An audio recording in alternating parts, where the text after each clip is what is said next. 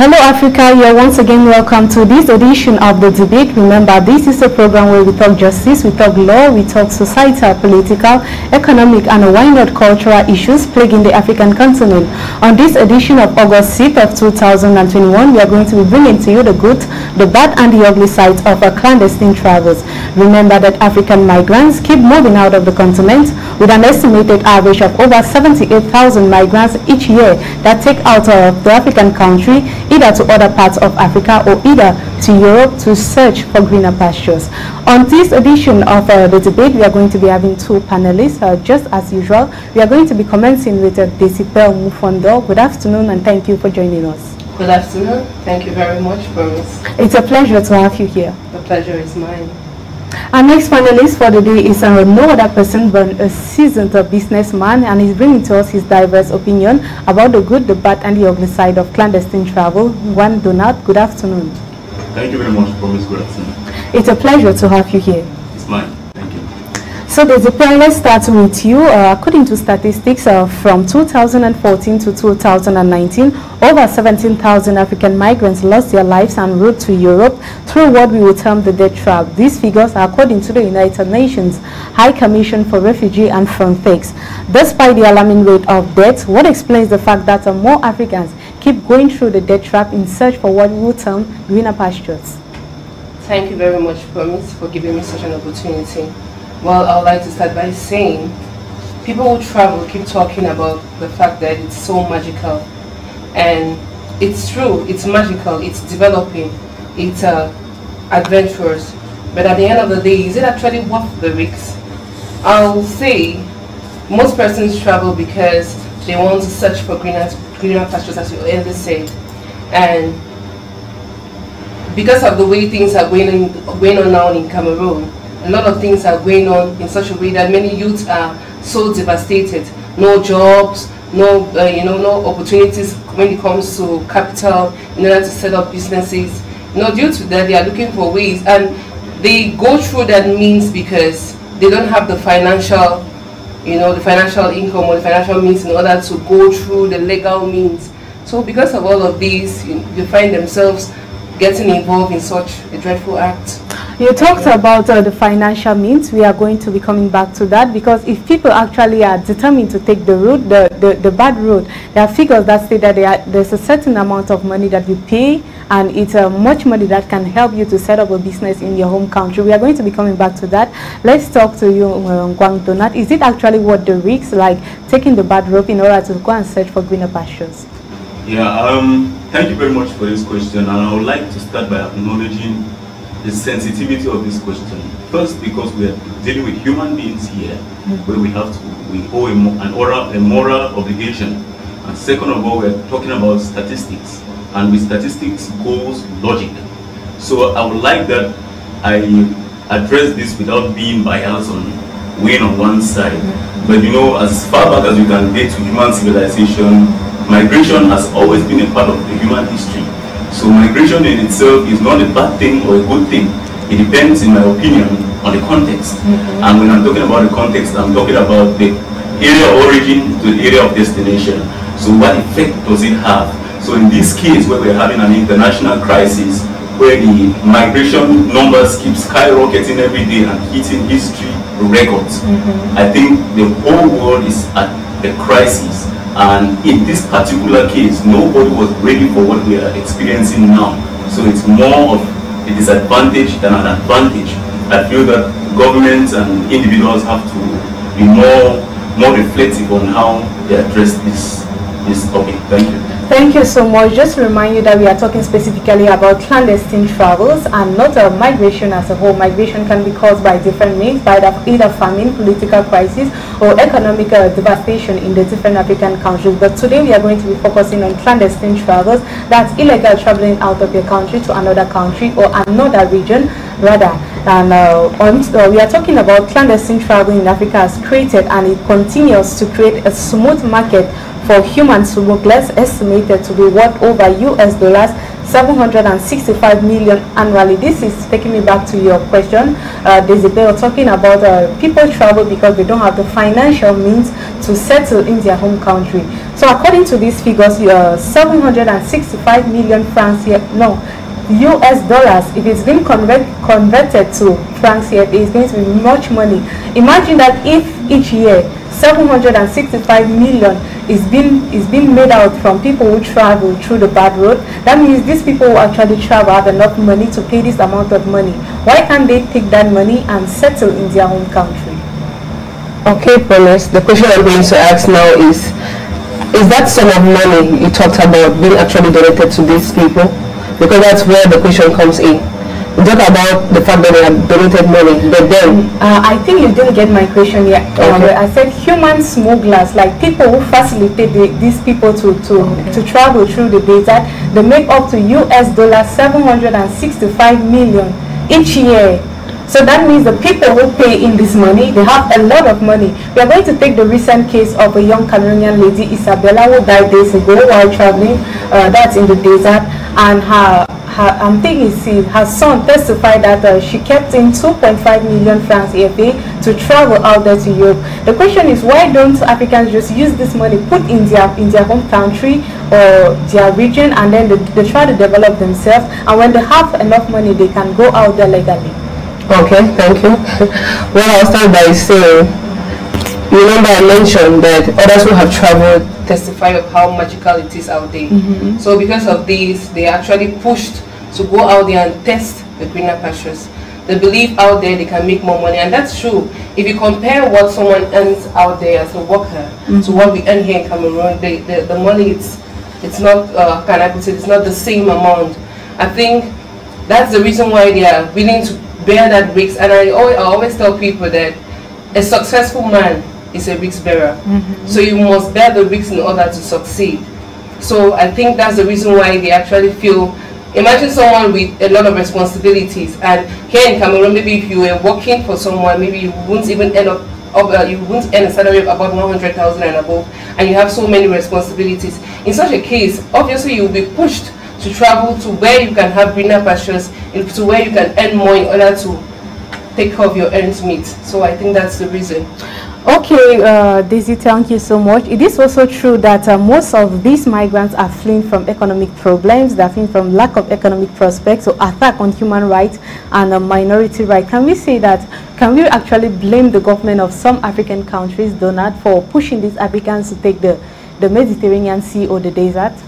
Yeah, this particular question, I've always not had a good feedback each time I get my response to this. But before I get into that, I would just like to say something. Of course, everyone should take risk. Risk is just the part of normal life, but calculated risk. So let's balance it at that level. And back to your question, I would like that we should look at this from a different perspective. Everyone is always hurrying to point the finger in the opposite direction. And we forget to know that as a system, we play a role in making the system fail. We often point fingers at the government and blame governments for failing us. It's not as if African leaders are produced from a certain spaceship somewhere that they are all designed to come and fail Africa. They are products of the system. So this just tells you that it's a broken system, and if we have to solve the problem, we should stop pointing fingers, and individuals should take up responsibility. So by this, I'm saying that the leaders, in my opinion, are as well victims of a broken system.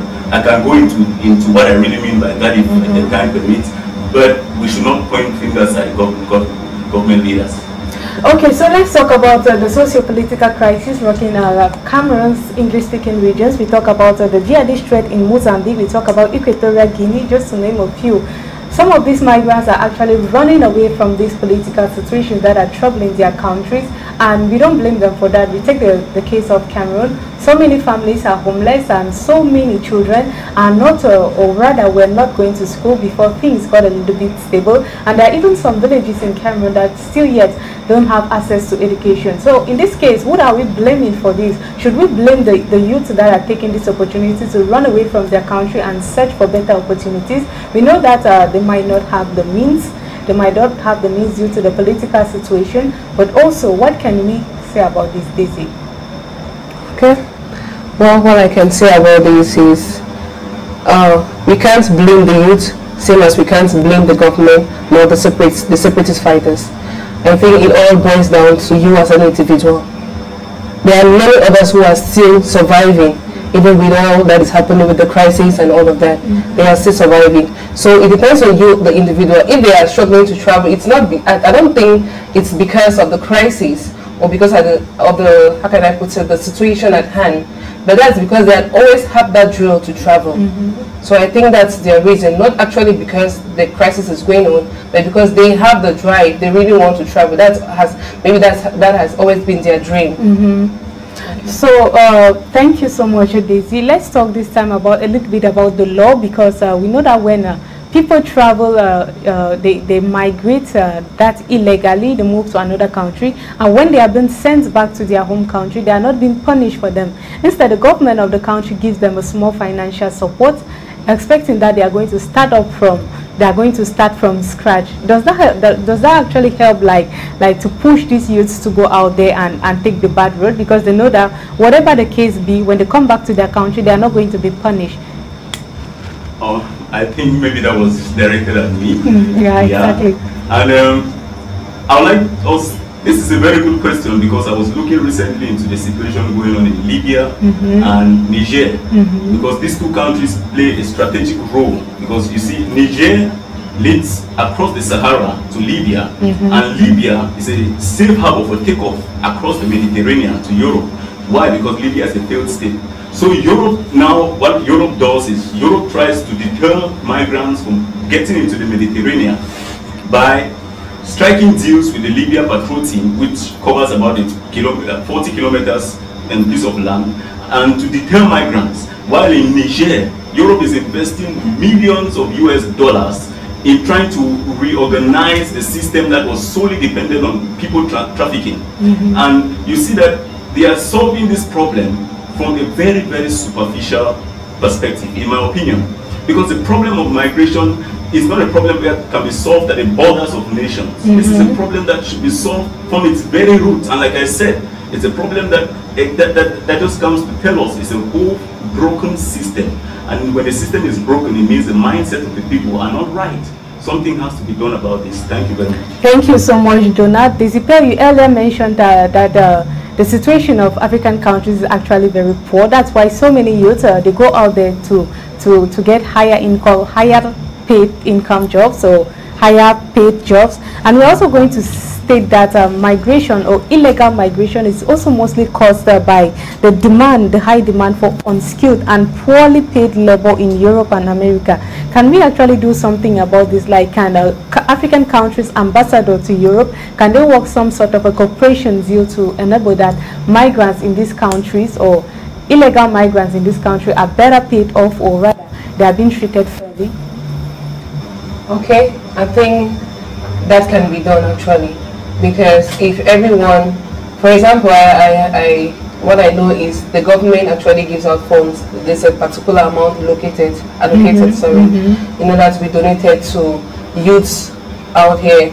Now the question is, I think the youths are more than, the supply is lesser than demand. So if the government can meet up with their needs, even just settling most of them, even with a particular amount of money, as you said, so that they can start up something. And I'd like to encourage all the youth out there, get something doing. There are a lot of handworks. I can really see a lot of youths engaging in one thing or the other in order to earn a living.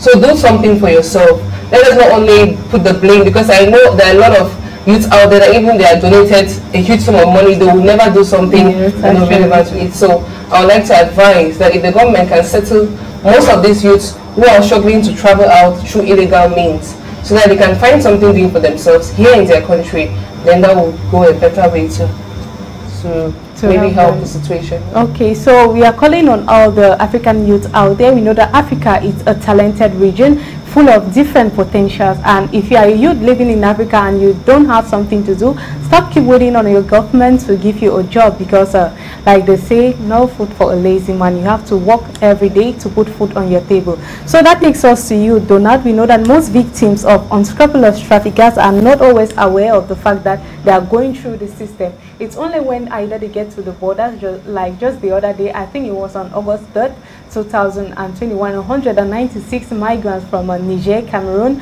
and other African countries were rescued in Libya, just like you said. And of course, some of these migrants testified that when they were trying to do their papers, they were not aware that they were illegal until they reached the border. So what can we do to sensitize the African population on how to go about getting their papers? I like the last word you used in your last sentence, sensitization. It's very, very strategic in this solution. You see, what has built up to this problem we face today is poor information dissemination or misinformation. You have people who are snapping pictures in front of Ferraris, skyscrapers, eating hamburger, well dressed, and they give the impression to those back home that if you are still in Cameroon, if you are still in Africa, then there must be something wrong with you. Then this also has been fueled by what the traditional media too has also done in playing a role in narrating a narrative about Africa that isn't really true. The African person has been made to believe that Africans cannot really do much for themselves. That you have to play at the table of play set up by the Europeans in order to be determined, or in order to be recorded as somebody who is worth something in society. So I feel that we have to re-strategize, and we have to rethink how we are looking at the situation and getting feedback from across over there. Thank you so much. Thank you so much, Donald. Of course, like you rightly said, there's a lot of misinformation that is going on in Africa, especially with the advent of social media that is making matters worse. And like everybody can become a facilitator in getting papers in Africa, and so many people don't know the best route or the best means to use while trying to get valid papers to leave their country or even the African continent. So we are also going to be talking about the different corporations. We are still coming back to you, Donald. Let's talk a little bit about the different corporations that exist between African countries and European countries in the treatment of migrant workers.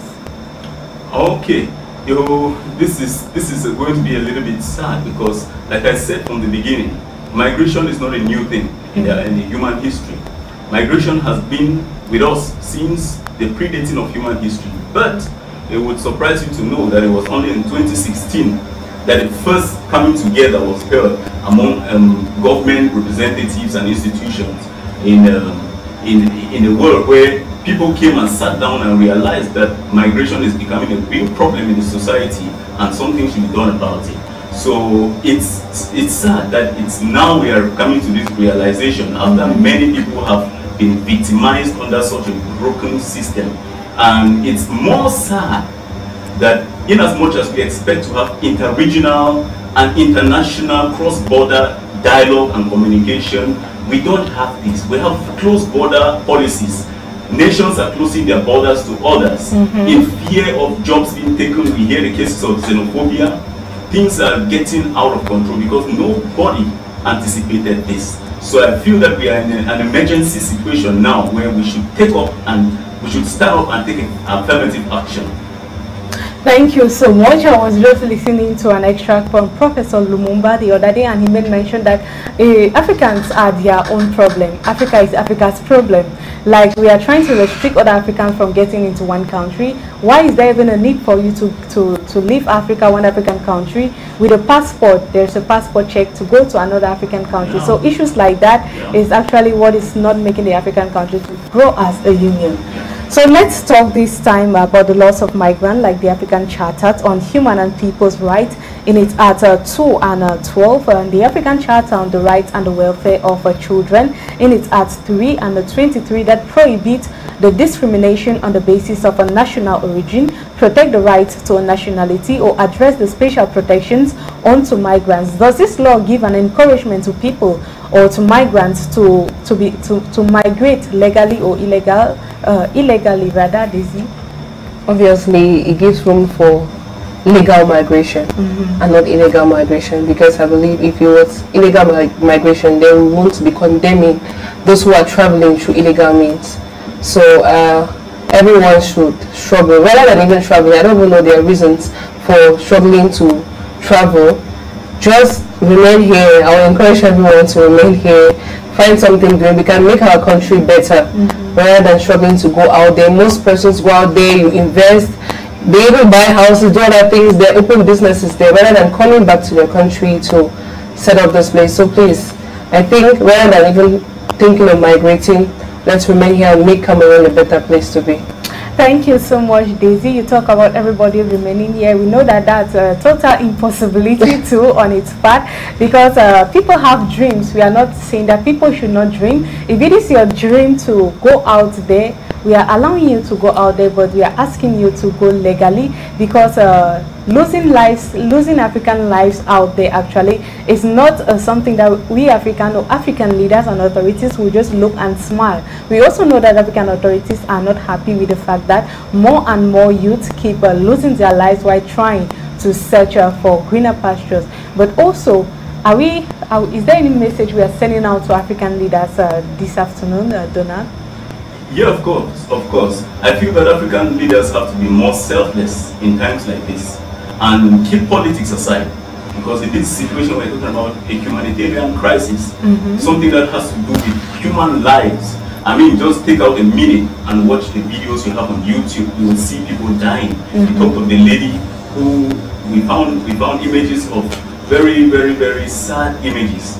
And this is a reality. You have the biggest burial ground in the Sahara Desert. You have body parts just exposed and littered all over the place. I think it comes down to the human person. And if we are to look at this at a humanitarian level, then we handle it as an emergency situation. All African leaders and all Africans as well. Like what Isabel said, we should not only look to our governments. We should ask ourselves, what can we do for the state, instead of what can the state do for us. Thank you. So thank you to Donat. Just to say that the government cannot provide jobs to everybody. A government of a country cannot provide jobs to everybody. That is why there is the word entrepreneur, there is the word businessman, and there are so many specific words out there for you to take upon yourself. Daisy, let's talk about humanitarian organizations, and because there are so many humanitarian organizations like the United Nations High Commission for Refugee, there are other organizations that actually help migrant workers or people migrating from one country to the other illegally. Can we say that the work done by these humanitarian organizations promote actually more people to migrate, because people might just sit in their homes and they feel like they don't have anything to eat, like they don't have something to do, but they know that if they go out there, they are going to be taken by one human rights organization or the other, and they are going to be taken care of. Exactly. Thank you. What these organizations are doing, they're actually promoting these migrants to go ahead and migrate themselves illegally, because I think if they stop helping the immigrants, it's going to help to reduce this level of traveling out the country illegally. So I just believe that there should be a limit, because helping them actually is encouraging them, come over, we're going to give you a helping hand.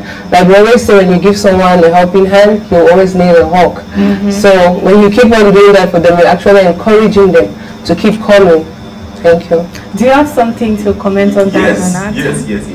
I like this so much because it really, it looks at it also from a logical perspective. In as much as we have people drowning at sea, the Mediterranean is drinking the most heavy quantities of humans, and they drown every moment. There's an organization it's a Spanish organization, Open Hands. Open Hands, it's dedicated at rescuing ships that are stranded at sea. They have capsized with passengers of migrants, and you would have them receiving emergency calls almost on a regular. So I feel that in as much as we have death-threatening situations like in the desert and in the Mediterranean, where we have to intervene and rescue an already occurring situation, we must be careful not to encourage others to keep coming. So in as much as we are doing this, we should separate the economic migrants from refugees, because refugees are people who are actually escaping for their lives, for safety. Yes. But economic migrants are simply people who just want to find greener pasture. There's no risk, there's no life risk in this case. So we should always be able to separate somehow the logic, or somehow blend the logic and the human aspect of it. Still over to you, Donald. Let's talk about these human traffickers, or people who provide fake papers. Fake papers for migrants. What can actually be done by governments or by individuals, also organizations, to catch these people down? First thing which I like people to do, these people don't work in isolation. These people are human beings like you and I. They have neighbors, they have friends, and today we are knowing that the transportation of human beings, you have 70,000 people crossing the Sahara and 10,000 people die yearly. It's an outrageous amount. So if you are human enough and you know that these figures have to be stopped, then you should be able to report when you identify a person who is a person smuggler. You should be able to report this. I like what the Nigerian government has done. They have gone into to arrest hundreds of drivers, people who were transporting human beings and making millions of US dollars. They have arrested, and now, though they are still struggling to balance on this, but I think that is deterring such business. Okay.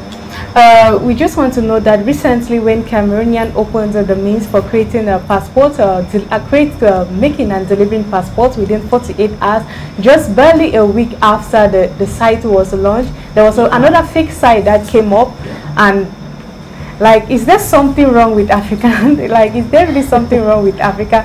Like, 1 week after a system was created, a fake site came up. We don't yet have statistics as to the number of people who fell prey to this, but we know that there are people out there who fell prey to this, who fell prey to this fake site. So also, Desipe, let's talk more about government effort. What other efforts can the government of African countries put in to fight against the fabrication of fake papers to migrants? Thank you. First, as you said, there was a fake website online which many people fell prey. And the first question is, what did the government do in order to get those who were involved? Because if they can set an example using just 1 or 2 persons, I think that will go a long way as a warning to all others who are going to be involved. Now there are a lot of that, a lot of scammers all over, not only on the web, on the social media, sorry, all over, even in our day-to-day activities in life. So I believe that if the government can set, how can I put it, some boundaries, you know, even just having access to, giving access to everyone online, if they can talk, even work in partnership with government and all the rest, you know, those who are involved in Facebook, yeah, if they can do something like that, then in partnership with them and cut all of those, they should be the ones to be able to help and get all those who are involved in all this coming, you know, fake frauded pages, websites. Then that will go a long way to help and to reduce all of these malpractices going on. Thank you so much. Just to know that in Cameroon, everyone has access to the internet, even from a 5-year-old child to the most dangerous person in Cameroon. We're also talking about Africa in general. There are a lot of people, and like everyone, 90% of the population have access to the internet, and they are free to go ahead and do whatever fraudulent thing that they want to do. And this is one of the major causes of clandestine travels. Like, people are free to demand anything online, and with the advent of technology too, everything has become easy, and the technology has facilitated everything. So let's talk about the few fortunate people that have succeeded to use the bad road and have crossed over to Europe. What advice can we give them? Like, what message can we send to them? Because I know that if more Africans keep moving out of the continent, that means that they are hearing, they are listening from words from people who have succeeded. Donald, over to you. Very true. Like we already said, it's due to bad feedback that many people still decide to take on this road. And you see several cases when you interview such people, they tell you, my brother told me to come over, my father's friend and uncle. It's always a relative or a friend, a close friend, that has encouraged such a thing. I give you my personal experience. I was lucky to travel to Germany, where I along the streets of Berlin, I encountered a young African from Kenya, and he told me, brother, he was well dressed with a good phone and everything looked good. And he called me and he told me, brother, you know, we are here and things are tough. You could really see this guy is going through a lot, but he's trying to put up a good face. And he asked me just for €1 to get just something nice to eat, you know. So when I looked at this situation and I looked at the hypocrisy behind it, I feel that those of us who are out there and have refused to look back on Africa, we should know that we are failing Africa. We are failing Africa, and if tomorrow we are to be judged, you will know that you did not do your role. What have you done for Africa? So on this basis, I am throwing the question back to them. What have they done to remedy what is going on in the Mediterranean and the Sahara? Even in Libya, you see how black Africans from the sub-Saharan are being treated like less than human beings. I feel that we should be conscientious enough to look at this thing from a humanitarian perspective. Thank you. Thank you so much, Donat. It is also true that migration has considerable benefits, both through the increased availability of young workers and also the remittance that they bring through economic development in the countries of origin. It is also true that this remittance had once been stated to be the largest form of financial assistance to developing countries. We take an example in 2019, the financial aid was estimated at over $86 million and $4 billion in 2018. Despite this, illegal immigration still remains a threat to many lives, and the young population in Africa keeps perishing each day. So, ladies and gentlemen, if you are just joining us, it has been the debate. Of course, the program where we talk of politics, justice, law, societal, economic, and why not educational issues. To remind you of our topic of today, clandestine travel, is it worth the risk? You have been listening to two diverse minds, and most especially they are youth, because this case talks mostly about excuse me, this case talks mostly about youth taking the bad road to go out there in search of greener pastures. Before we continue with our program, ladies and gentlemen, we are going to be presenting to you a video of the bad situation, the ugly sides of illegal migration in Africa.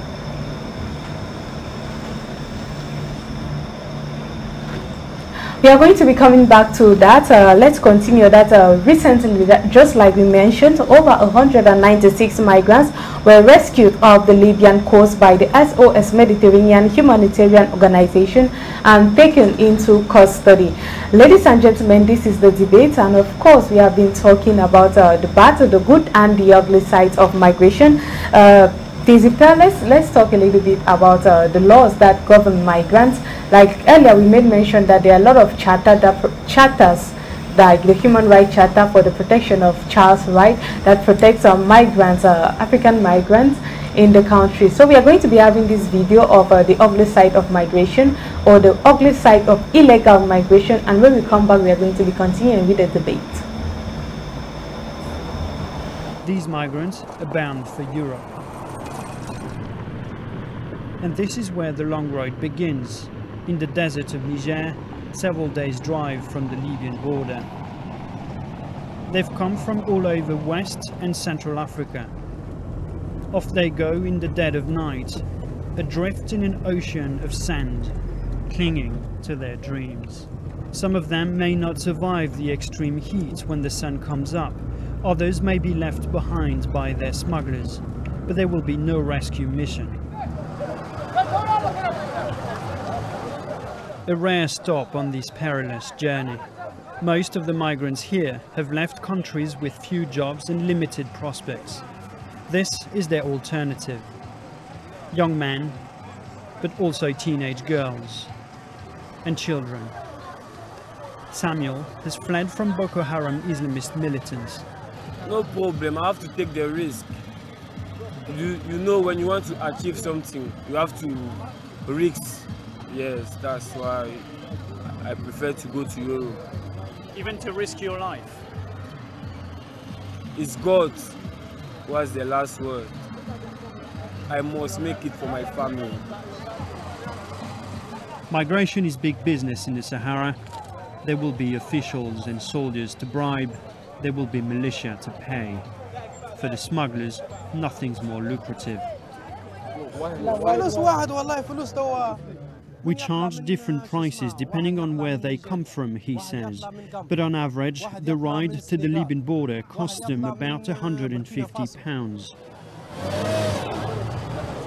We've only been here for a couple of hours and we've seen dozens of these pickup trucks, hundreds of migrants, and there will be hundreds more tonight. Now, borders are being tightened in Europe, but how do you stop this? Just a few miles down the road, more migrants are preparing to set off. But they will not all make it. These migrants have turned around, defeated and destitute. They were starved or beaten during their journey. All are going home. They have failed. 28-year-old James Gay from Liberia wanted to study computing in Italy. He took great risks to reach the Libyan coast. But the state of the boats used to cross the Mediterranean terrified him. Afraid, very, very much afraid to get on the boat because people tell you this is good, the boat is good. You go there, you made it Europe within 3 hours time. They are all liars. The chance to succeed is 20%. The chance to be killed is 80%. And the chance to turn around is 100%. But for each migrant giving up on Europe and returning home, another pickup truck loaded with dozens more is already speeding through the desert. And the exodus continues. Thomas Fessi, BBC News, Agadez, Niger.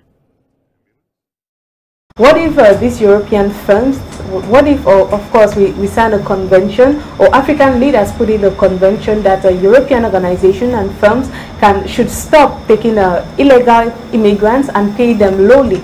Is that going to help in reducing the rate of migration?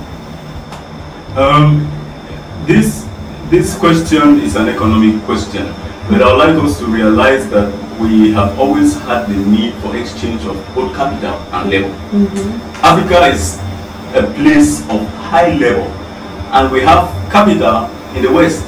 So there's always that, normally when countries come to bilateral agreements in business deals, they always strike these deals on the principle of equivalent advantage.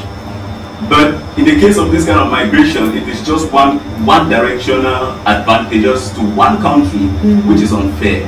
And I feel that in as much as the UNHCR recognized the role migrants play in increasing the economic boom of the nation, both where they are going to and where they are coming from, and the international increase of it, they also realize that migrants are at risk of being maltreated and handled like less human. It means that their humanitarian rights are not respected, and these are basic rights, right to good health, education, to security, to housing, and all these things. They are more vulnerable. And I feel that yes, it's true, it is good that we should come up with laws, and unfortunately we don't yet have an international solicited law that backs and protects migrants. Of course, the UN encourages all humanitarian laws and rights to be respected, especially with migrants, but it's not often the case.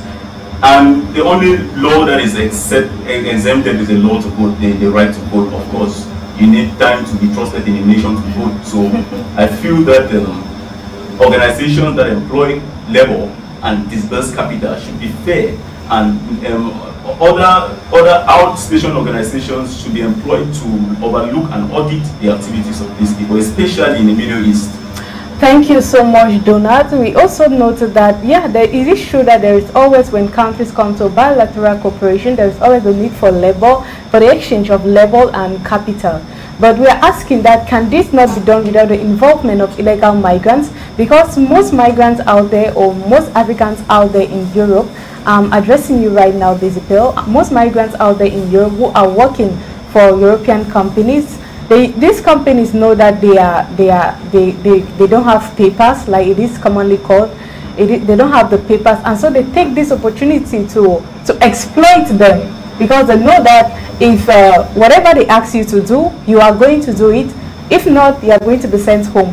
And since us Africans, we don't want to carry the shame of going to Europe and coming back home without achieving what we went there to do, we are forced to stay there.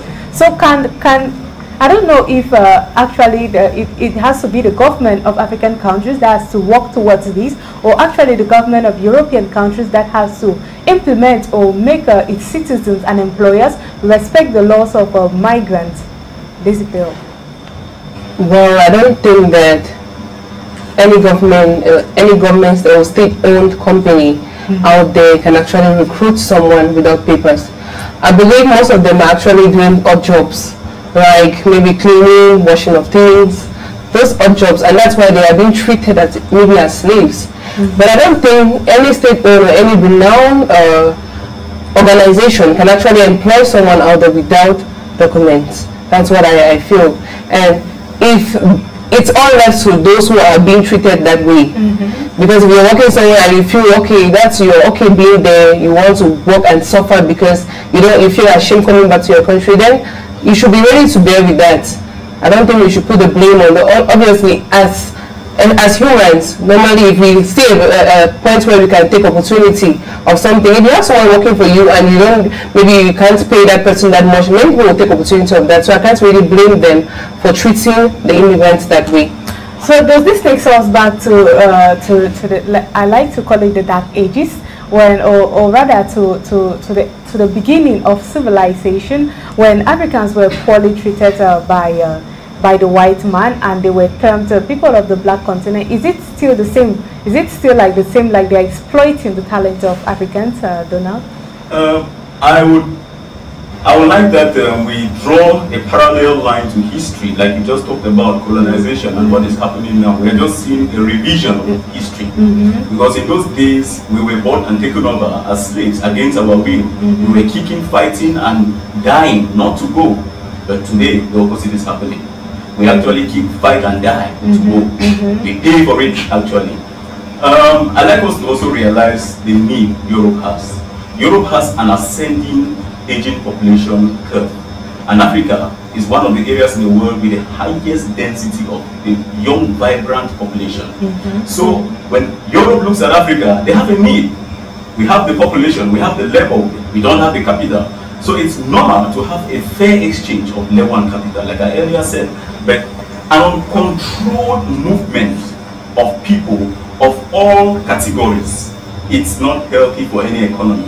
Because in this movement you have skilled and unskilled level. You have the engineer in Africa who moves to Europe and becomes a taxi driver. You have the doctor in Africa who leaves and goes to America to become a nurse.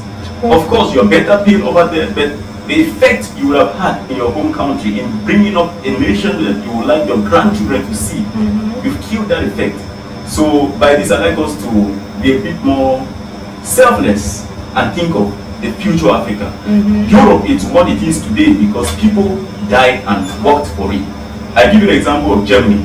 Germany, the Berlin Wall came down in 1945. That's not long ago. Berlin was receiving funding from Africa. India has received funding from Africa. But look at them today. Look at China today. Today, they are the ones funding us because they worked hard to build the nation they wanted to see. Africans, I encourage us to work hard and sacrifice. Can I give you a personal experience? I am married to a German.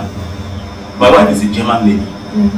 And when I went to Germany for my doctor and I came back, you would have people in our society here who are well respected in the African society who called me to the corner and asked me, young man, what is wrong with you? Why did you come back to this country? Could you not escape? When I heard this came from people we will give the utmost respect. When I heard this, I know we need help. We need help. The question would be, what are you escaping from? Yes, what are you actually escaping from? Because to be honest with you, Africa is becoming a safe harbor for several things, not just economic and education, but even for philosophy. You have a lot of mindset on waves moving on in Europe there that I don't know if Africa is ready for. Africa is becoming a safe harbor where you could raise children with moral values and you could have them play in the forest and have a real experience with nature. but it's difficult to have this in Europe. I'm not saying that Europe doesn't have advantages for people to go. I often encourage people, when you have the opportunity to get a good education, to get a good job where you could feed your family and you could impact society, like the person who invented the SIM card is a Cameroonian, Simon. So I always encourage people to take such opportunities, but not at the risk, not at the paycheck of Mother Africa.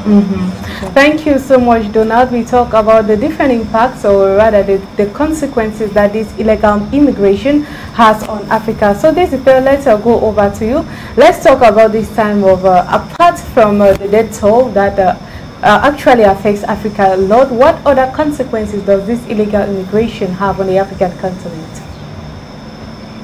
Well, it actually reduces our population. For instance, people are dying every day. You know, it actually also affects their families.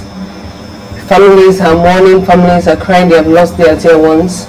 And again, it's actually so disheartening on others.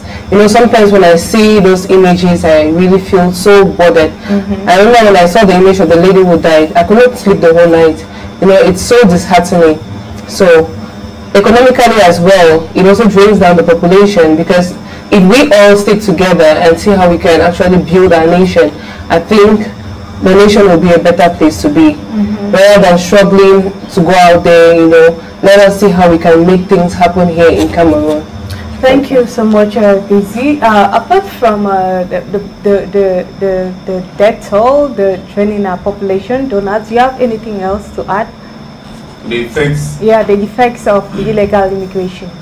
Yeah, like we have been saying, the illegal, or let's call it irregular migration, because it's migration occurring at an uncontrolled rate. The effect it's having is not so constructive on both ends, both the sending and the receiving end. It's having a serious and adverse effect on the demography of both the sending and the receiving end.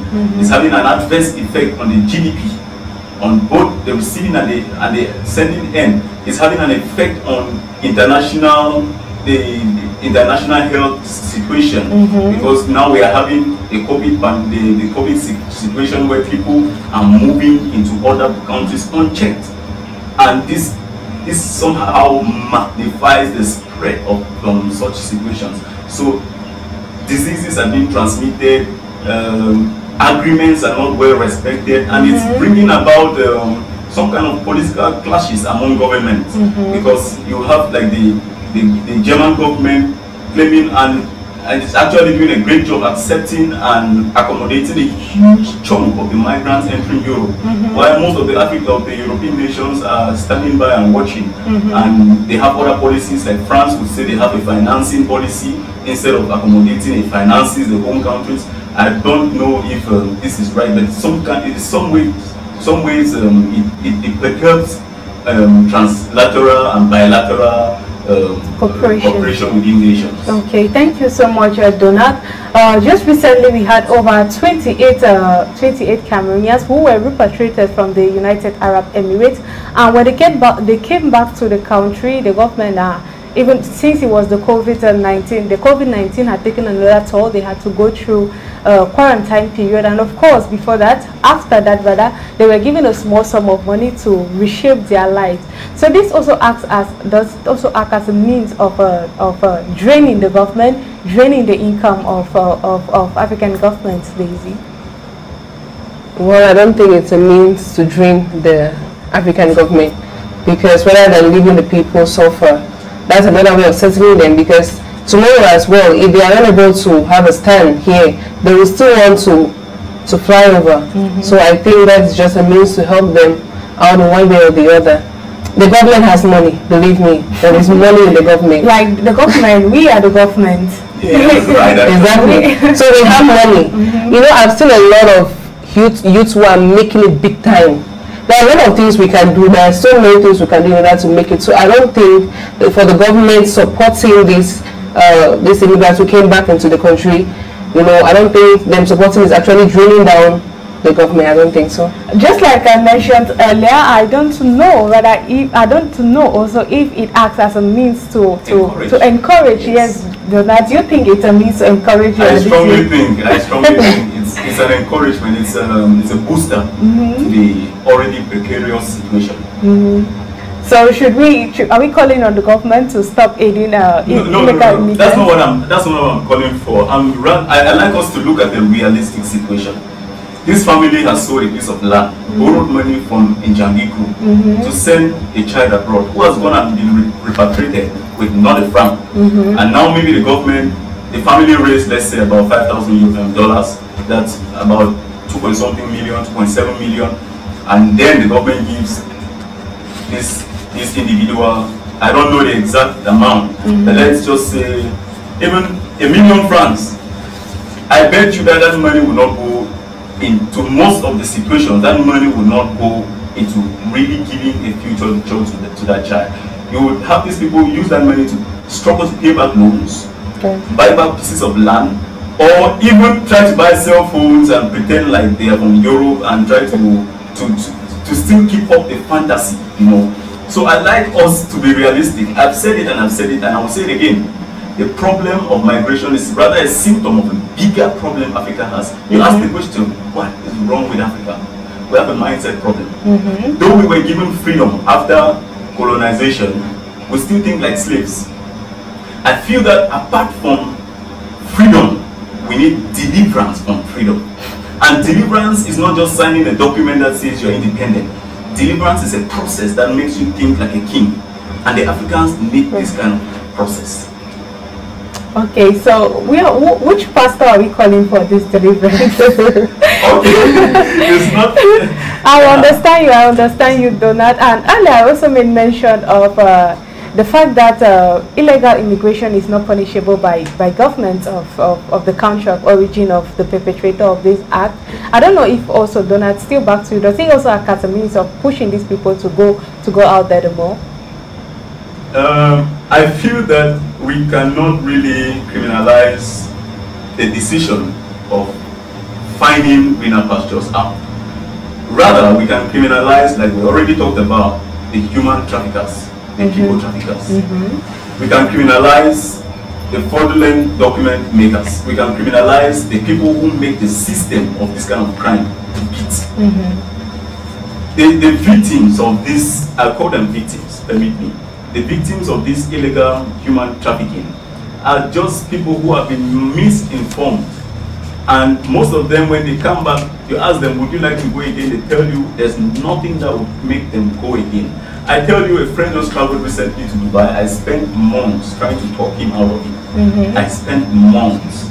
And it really saddens my heart to tell you that I wasn't successful. The best thing I could do was to see him over at the airport and make a prayer for him. Thank you. Yeah, and it has happened over and over and over again. I have a medical doctor who called me not so long ago, late at night. And what was his question? Bro, please, can you give me headline to travel abroad? When I heard this, my heart bled. My heart bled. Truly it bled. Thank you so much, Donat. You also know that when people dream, you cannot actually stop them from dreaming. You cannot take away their dream from them.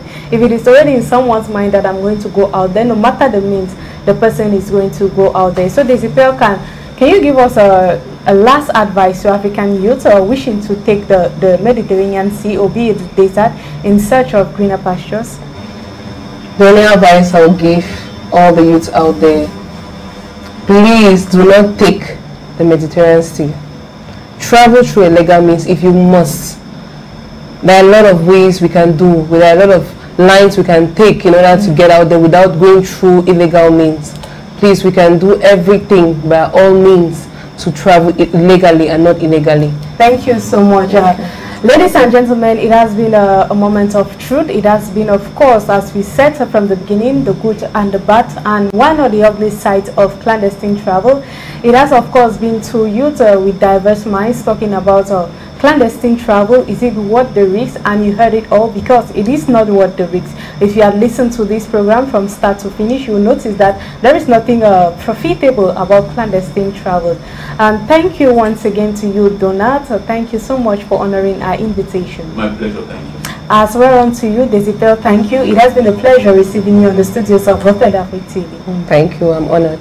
Thank you, dear televiewers. We have come to the end of the debate. Remember that we talk politics. Unfortunately, today we are here to talk to you about the societal issue, clandestine travel plaguing the African continent. And of course, you've heard it all from our panelists, Akwen Desiper and Guang Donat, two diverse minds that brought to us the truth about clandestine travel. Keep the rendezvous for next edition, because we are going to be bringing to you exciting information, and of course we are also going to be trying to solve the major problems plaguing the African continent. Stay tuned.